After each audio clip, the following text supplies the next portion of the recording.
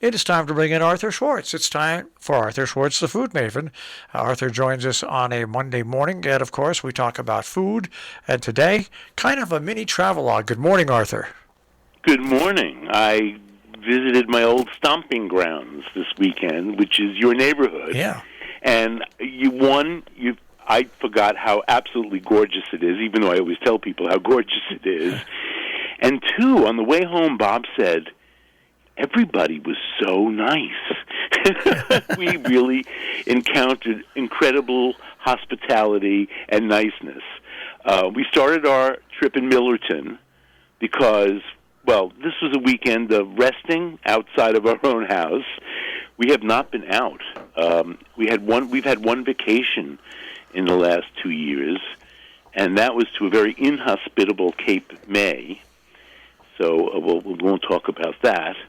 But we started in Millerton because I wanted to do a little antiquing, and I remembered that the Millerton, I don't know what you call it, the cooperative store there, which is still there and still great and still has great prices. And I did find the one item I really was looking for right away as soon as we arrived in Millerton. And that was a little...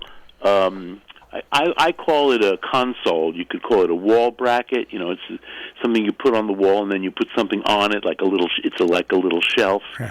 I knew when I bought it that it was going to be a little too small for what I wanted it for, but I loved it. It was perfect in every way. Now I'm just looking around the house to try to figure out what to put on it. Anyway, so that was wonderful, and then we took a ride to the Interlaken, I keep saying Interlaken, and I get corrected. There is a place. I meant to look this up. Is it Austria? No, it can't be Austria, because Bob claims that we've been there. I don't remember Interlaken. He says it's Switzerland. I've never been to Austria, so it can't be Austria. Anyway, Interlaken is a wonderful, wonderful inn, as you well know, Marshall. Yeah, very, very, very good. Yeah, I could see spending time there as a resort. I didn't use the pool or anything like that, but you can get a massage, and you have beautiful area to explore. And we ate in the restaurant twice. So they have a new chef. The name of the restaurant is Morgan's. Nobody seemed to know who Morgan is. Do you know who it is? I have no idea, but it's been Morgan's at the Interlaken for forever. oh, all right. So who knows? Well, whoever owns Interlaken now needs to be complimented, because we stayed in the main building, and our updated room with the king-size bed was perfect. It's now decorated in reclaimed.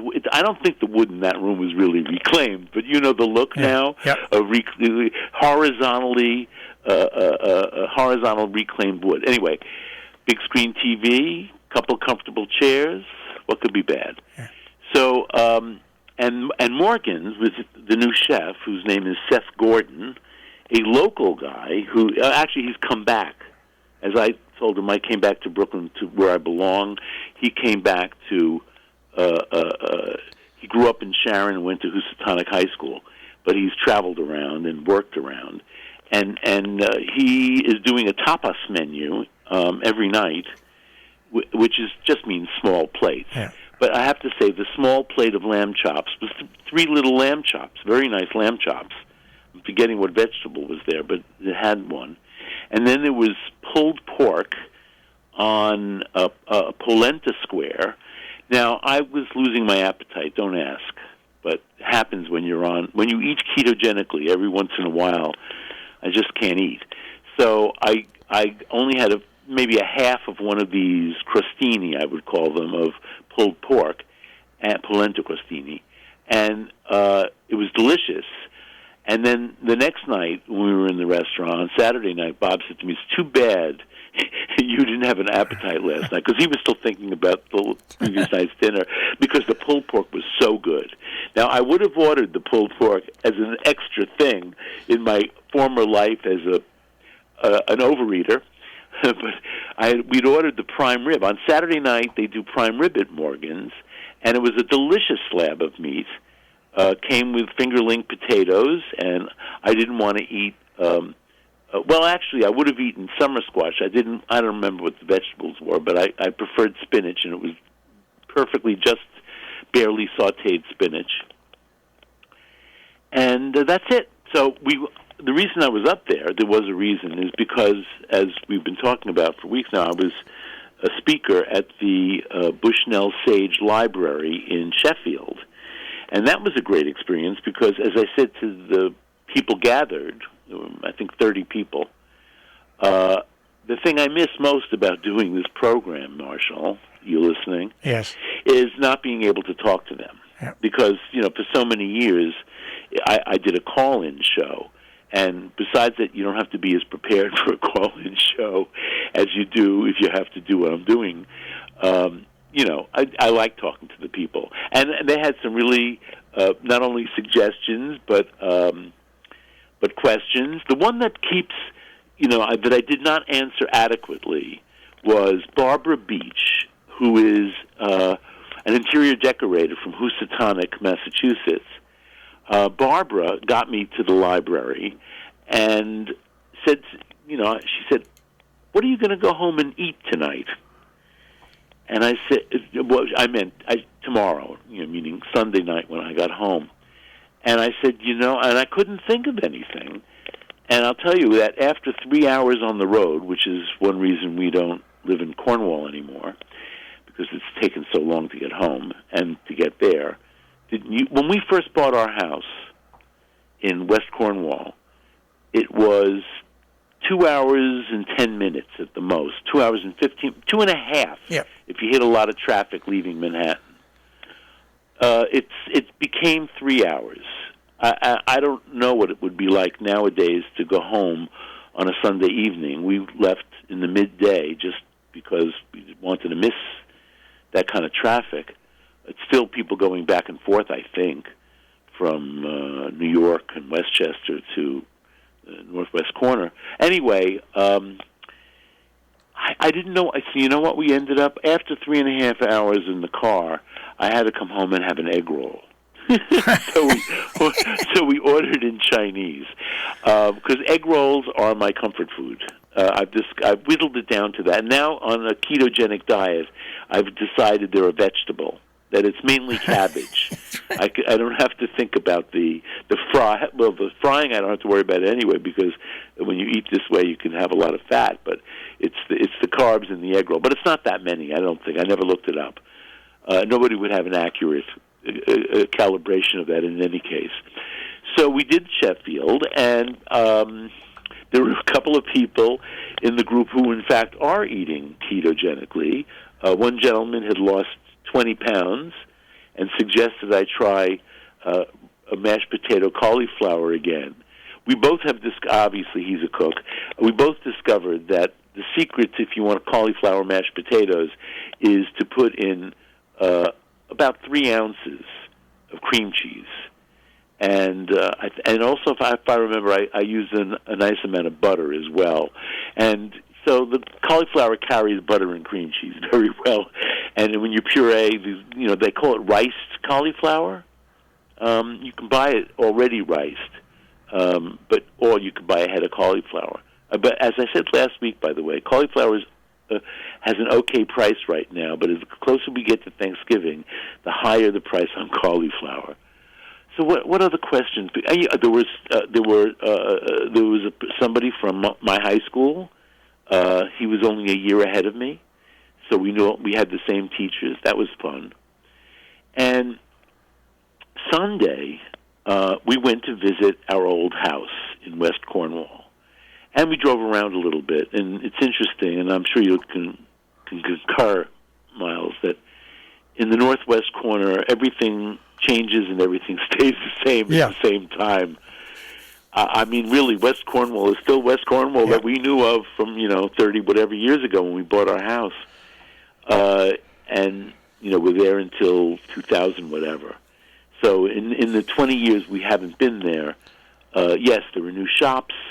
There's one, I wish I'd known about it when I was there on Saturday. I would have visited. But there's a shop in West Cornwall called Local. Do you know about this place? Absolutely, yes. I didn't get to go in, but the people who bought my house, who, by the way, are the loveliest people, and they let us, into their house, which they kept sort of apologizing for, but no need to, that they hadn't really changed anything. And I felt nostalgic. It's a beautiful house and a beautiful location in West Cornwall, and they still had furniture. This I loved. I had a hand-me-down couch in the kitchen, and two hand-me-down dining room chairs from my friends who live in Suffolk County, in New York. They were upgrading their dining room, and they gave me these chairs. And these people still have them and in use. Now, I'm not going to mention their names or where they live exactly, but the woman in this couple said that she recovered the couch. And I said, I barely noticed. She said, I was trying to match the fabric that you had. But this is, do you remember Workbench? Oh, yeah. It's a furniture store. Yeah. I'm not sure if they're in business or not. I didn't look it up. I wouldn't be surprised if they still are, because this was hand-me-down to me after it was used for 10 or 15 years at least. So let's say it's a 40-year-old couch, maybe even closer to 50-year-old couch, maybe from the 70s. And it's in perfect condition, except that, after all those years, it needed to be reupholstered. So she did that, but very flatteringly, in the same fabric, or very close fabric to what I had it in. And then also,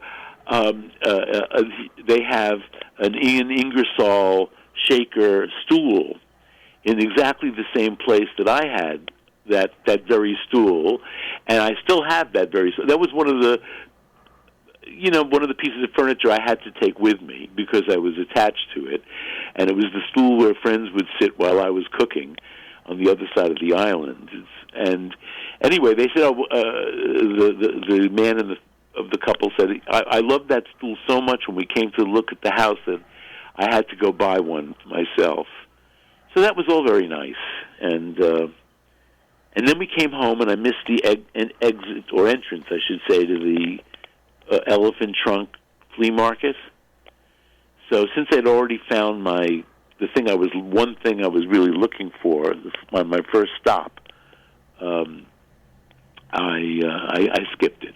We got home nice and early in time for an egg roll. Now it's I nice. don't know. But Barbara Beach's question haunts me, and I guess the answer I finally came up with was, well, we are really into pork, Bob and I. Beef has been very disappointing, and of course everybody knows, I'm not telling you anything, that it's extraordinarily expensive. Pork does seem to be the affordable meat these days. As even chicken has gotten a little pricey, but not. It can be competitive with pork. But since I discovered rubbing my pork with a Julia Child marinade sèche, the recipe for which is on the website, on demand, with the program about it, I've been playing with the mixture, a little bit with this and that, and I'm going to see today. I have some fresh herbs that were given to me by the people who bought my house and who have a nice herb garden. The woman in this couple and her daughter, who is, I guess, must be around 20-something, or maybe, 20-ish. I remember when these people bought the house, they had these little kids, and now they're off on their own. So the daughter also has a garden there. So she gave me a bunch of fresh herbs. So I think I'm going to try to do something with fresh herbs today to rub into the pork. But I have, as I mentioned last week, I think it was, I have made powdered bay leaf in my spice grinder. And I do find that it adds a lot to this this marinade sèche, as Julia calls it in French. And so today I'm going to go out and buy some. I think I'm going to buy a rack of ribs. I mentioned to the group that I made this. I used this marinade on a rack of ribs, and they were so sensational that when I offered to glaze them with barbecue sauce, Bob said, "Don't do it. They're just too good the way they are." So after I rubbed the ribs with, now I think the rack, these were on sale, and they were St. Louis style ribs, which means they're basically decapitated in, I don't know, they cut off the ends to make it all very even. That's all a St. Louis rib is. I'm not sure what they do with. I have to ask, since my niece lives in St. Louis, I have to ask her what do they do with the rest of the rib in St. Louis. But these were on sale, so I bought this. It was 4 pounds of ribs, for which I used about, I would say, 4 teaspoons of this marinade mix that spice mix, which, by the way, I make now in big batches because, not big, but, a batch is enough, so that I have it on hand and I don't have to do it every time. So I rubbed it with the ribs, and then I rolled up the ribs. These did roll. If your rack won't roll because it's a regular rack of ribs, just put it wrap it in plastic wrap, and put it in the refrigerator. I had mine rack in for 2 days, curing in the refrigerator with this marinade on both sides of the rack, although the meaty side I gave more salt mix too. It's a salt and herb mix, and actual little allspice, that's a spice. Anyway, 2 days. Now I cook them, as I do all my ribs, on a rack, on a sheet pan, so that there's air can get around them on all sides. And I cover it with foil tightly. So, I really crimp in the sides so you get more or less a seal. And I put those in the oven at 275. And my ribs took over 3 hours, I would say about 3 hours. After 2.5 hours, I test them. And the way I test them is you have to take off at least half my sheet pan is, to hold a rack of ribs, you have to have a big sheet pan. If you don't, by the way, you can cut the raw ribs in half and put it in a smaller vessel. Anyway, if you pick up the rack with your 2-pronged meat fork, the rack will sag. It won't stay stiff. You might even see the meat sort of pulling away. That's a good sign, too. After 2.5 hours, I had Bob come in, because he's the one who's picky about tenderness. I could really go for a little chew, but, this is a matter of taste. So I gave him one to try, and he said, not tender enough. So I put them back in for another half hour, I'm remembering now. So this particular rack took 3 hours, and then they were perfect. And I cut them up, and we ate them. But, it's so tender, it was falling off the bone. And, I did... we were in a hurry to eat. So I lopped off about a third, I would say, of the rack, and we ate them just like that. And the other 2/3 I put under the broiler.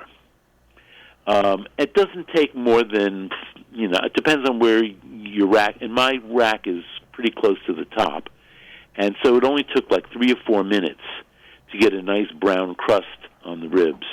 And they were juicy and tender, and I must say the few minutes under the broiler, don't let them burn, of course, so keep an eye on them, really were out of this world. And as I think I may have said that Bob refused barbecue sauce, which is really strange for him. He said this is just too good to mess up with barbecue sauce. Maybe I taught him something in all these years. Anyway, so today we're going to buy pork, get our booster shots, and I was surprised to learn that there's no mask mandates in Connecticut, huh? The mandate that they have, it's not really a mandate, that it's if you haven't been vaccinated, you're asked to wear a mask, but it's not a mandate. So it's honor system. Yeah. I'm just taking, people in Connecticut are probably much more honorable than other places. I have to say, where I live here, people are extremely honorable. Everybody wears a mask inside, and pretty much everybody takes it off outside. And that's fine. Yeah, I have a mask, and I only use it when I go inside someplace, and that's just, and then the minute I'm out in fresh air, boom, it's off. So yeah.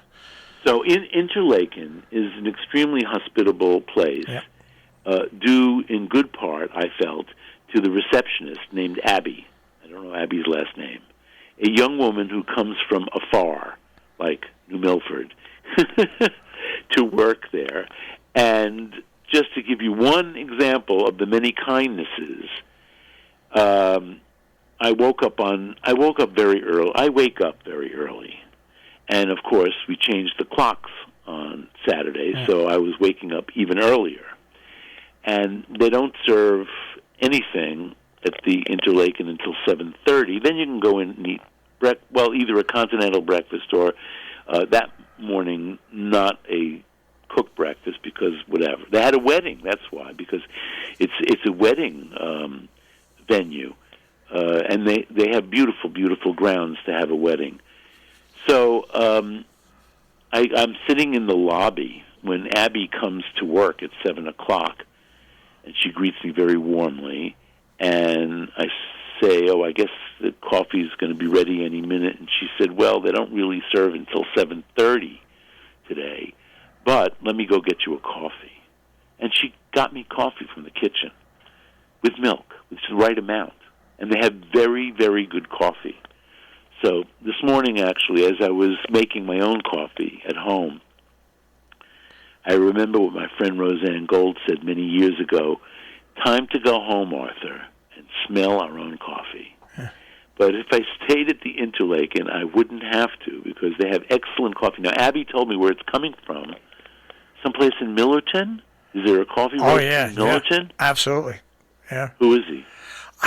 Give him credit. They have, but they also have places in New York City as well. Really? The name slips my mind. Slipping your mind? Yeah, but they also have. You're over 40, Marshall. I'm well over 40. No, I know, but you know what it ends up? You start to lose memory when you're in your 40s. But no, their coffee is unbelievable. Yeah, well, they have excellent coffee at Interlaken, which made me very happy because I'm a coffee fiend. By the way, not really, but I can't get up in the morning without a couple cups. In fact, just before you called, I poured my second cup. They have great coffee, but they also have Keurig machines in the room now with Keurig coffee. So I'm anti-Keurig, except that I now understand, because I don't like those cups. Why are we polluting with all those little cups? But now I understand, they have cups that you can fill yourself. Yes. So you don't throw the cup away. And that I might look into myself. Well, about the Interlaken, I've known Kevin Bousquet, who's the manager there, part owner and manager. What's his name? Kevin Bousquet. I don't think I met him. And his sons also work there as well. It's just a real nice place, and it's a real friendly place. I think I had 2 of my weddings there. Well, I can see having a party there, and also, I'm thinking about it. It's a great destination wedding where the nobody has to get on a plane and go afar.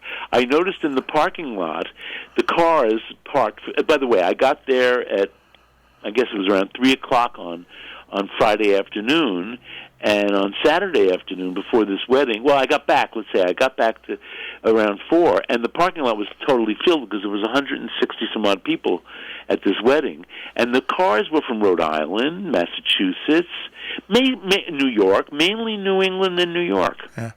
So, and you stay overnight. You have your party, stay overnight. They're very cute on the morning. I guess it was the morning of the wedding, Saturday morning.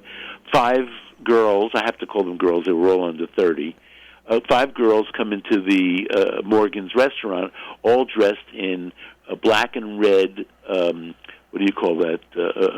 Plaid night shirts. And of course, they were the bridesmaids. So it was very cute. You know, the great thing about the Interlaken is they've got the lake there. Buffalo Platte. Yeah. I forgot the name. Yeah, but they've got the lake there. They've got a lot to do there. There's a golf course from Hotchkiss is right up the road. There's so many. And then Hotchkiss is right there. They must get a lot of business from Hotchkiss, I bet. You know, parents visiting and stuff. Anyway, it's can I say this? A class operation, yes, as they would say in Brooklyn. Yeah. It's a class operation. It really was a great room. The lobby is beautifully appointed. I understood, in fact, that was new furniture. They're constantly refurbishing, it seems. I could tell our room was very recently done. And by the way, Marshall, we didn't stay in the room that we were originally assigned because I decided it sounded like there were too many stairs for me. Yeah. And Abby was so accommodating. She found another room for us. And it was the perfect room for me because it was right off the lobby. So when I woke up early on Sunday morning, and I could sit in the lobby and not wake up Bob. Yeah, I think there's only like 3 stairs to get to those rooms. It's right a few stairs, but it's okay. I can do that. But in any case, I liked staying in the main building. And by the way, that gave us an opportunity to see the wedding party. In fact, when we arrived at 4:00 on Saturday, coming back from our Sheffield excursion, the bride and her parents were standing at the front door. I was shocked there was no photographer because it was the perfect wedding picture, I thought. I'm not sure why the bride was outside. It was cold in a wedding dress, but I never got to ask. Well, anyway, it was a refreshing weekend. I'll be back again soon, even though we haven't been back in a long time. It was only a little bit sad to go visit my old house. It was mainly that this family enjoyed the house so much that it gave me joy. Well, it was great to have you in our area. Well, I'll be back, and next time I want to have dinner with you. Okay. By the way, all the kind people who sent me restaurant recommendations, thank you, but I was very happy to eat at Morgan's. Okay? All right. Okay, Arthur. Bye. Bye. Arthur Schwartz, the food maven, back from a fresh visit to the northwest corner, the tri-state region.